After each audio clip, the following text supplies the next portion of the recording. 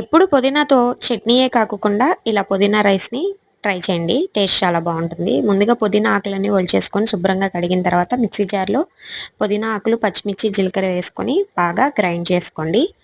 అలాగే ఒక ప్యాన్ తీసుకొని ఆయిల్ వేసుకొని పచ్చెనగపప్పులు బాగా వేగేంత వరకు వేపుకున్న తర్వాత తాలింపు దినుసులన్నీ కూడా యాడ్ చేసుకొని ఎండుమిర్చి, కరివేపాకు కూడా యాడ్ చేసుకొని బాగా దోరగా ఏగనివ్వండి. అలా మంచిగా వేగిన తర్వాత ముందుగా ప్యూరీ చేసుకున్నటువంటి పుదీనా ప్యూరీని అందులో వేసి నీళ్లు మొత్తం ఎగిరేంత వరకు చిటికెడు పసుపు, టేస్ట్‌కి సరిపడినంత సాల్ట్ వేసి బాగా ఎగరనివ్వండి.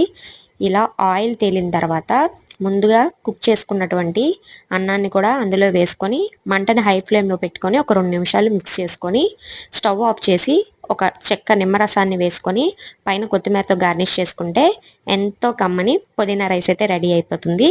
ఈ వీడియో నచ్చితే వీడియోకి ఒక లైక్ చేసి ఛానల్‌ని సబ్స్క్రైబ్ చేసుకోండి. Thank you for watching.